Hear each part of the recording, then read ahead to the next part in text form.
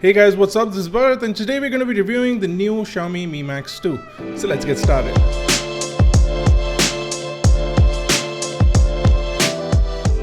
Now the Mi Max 2 was launched a couple of months back, but it hasn't officially been launched in India, and we're not too sure if the company is planning on launching this phone or the Mi 6 in India, so we decided to do a review for you guys anyway. Now the phone costs around $286 to start off with, but it's available in a bunch of variants. You can get the 4GB plus 128GB variant, which is considerably more expensive. We'll leave links to buying the phone in the description below, along with coupon codes and some additional discounts that you can get if you decide to buy the device. Now custom duties can vary. Anywhere from 0 to about 800 rupees is what I paid, and it could be more depending on your customs officer and the region that you're in.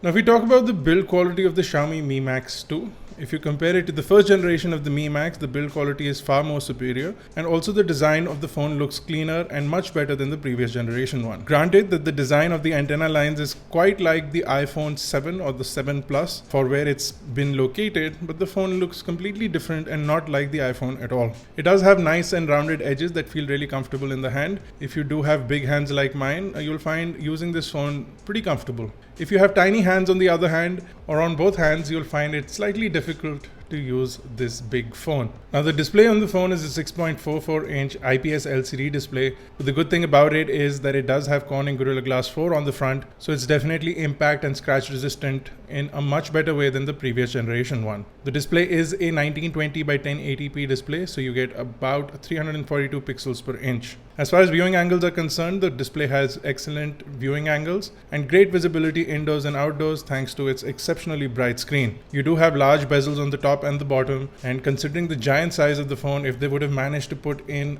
slightly less bezels, they could have saved a lot of the size of the phone and could have made it a lot more compact. The phone is also considerably heavy at 211 grams, which is not light for any phone by any means, and it does have a large 5300 mAh battery, which is to blame for most of the weight. Now spec wise, it is running a Qualcomm Snapdragon 625. It is an octa-core 2 GHz CPU, and it does have the Adreno 506 GPU. As far as performance is concerned, the phone is really fast, extremely responsive, and you'll thoroughly enjoy using this device. It is running Android 7.1.1 Nougat out of the box, and it continues to get the latest updates for MIUI. In fact, we got to update the minute we unbox the device. So definitely in terms of the kind of software it has, the kind of hardware it has, it's pretty impressive. Now, whether you're multitasking or gaming, performance remains on top, and we're quite happy with the kind of outcome we've got with this device so far.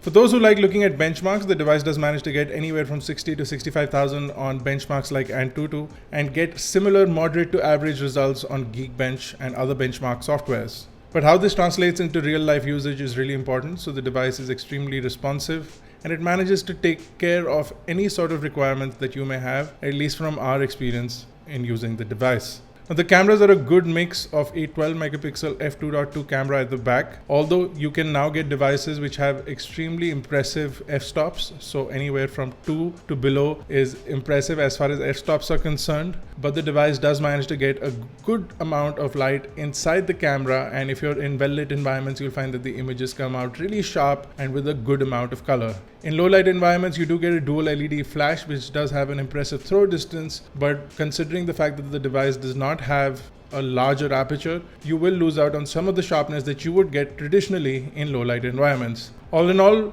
the camera capture capability mixed with the impressive number of shooting modes that you do get, including a voice capture, the straightening mode, which I found really useful, along with things like a tilt shift mode to give some artistic effect to your images, the camera manages to do a fantastic job. You also have filters that you can pre-apply before capturing an image, and in most cases we found the result to be good.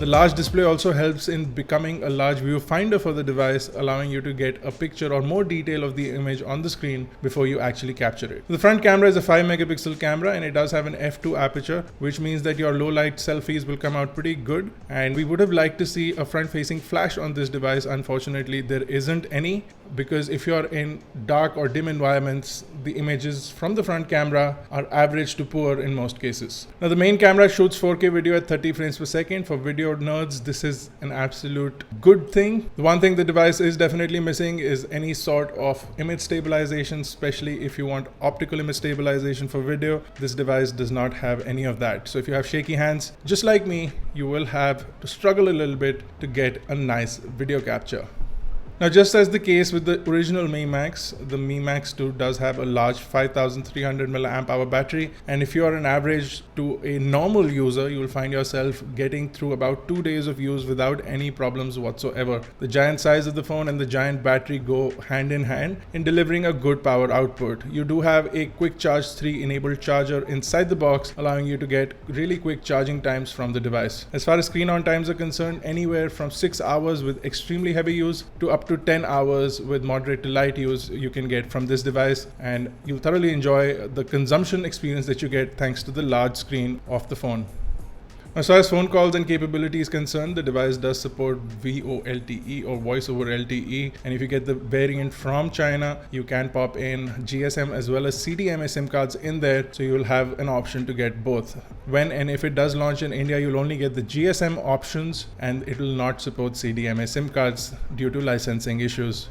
Now, Xiaomi has really cleaned up the user interface. It's much faster and much more responsive than before. The Xiaomi Mi Max 2 does run 8.5.2 stable global variant of the MIUI operating system, and you will find that it is extremely stable, and some of the shortcuts and options that you would traditionally get on Xiaomi MIUI operating system based devices work really well on this as well. So things like a dual screen where you can just simply have a completely different operating system or a different user login as a second screen, so that you can have certain apps on one install of the operating system and completely different apps on the second install, as well as things like duplicating apps. So if you do have 2 SIM cards in there, you want 2 instances of WhatsApp running on both SIM cards, you can do that on this device. You can also have 2 instances of Facebook. Most of us, if we are working, we have multiple accounts, one for our businesses, one for our personal use, and that can work really well on these dual app devices, especially with the Mi Max.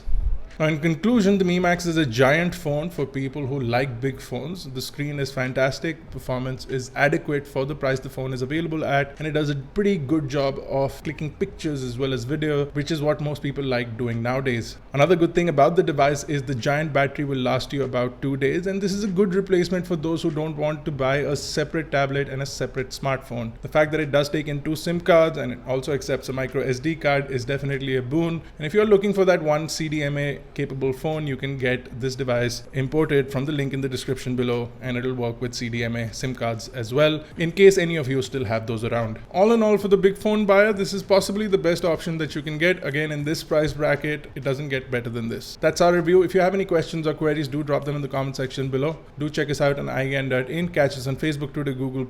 If you like this video, don't forget to hit that like button, hit that subscribe button along with the bell notification icon if you haven't already done that, to get notified each time we upload a new video. This has been Bharat. I'll see you guys in the next one.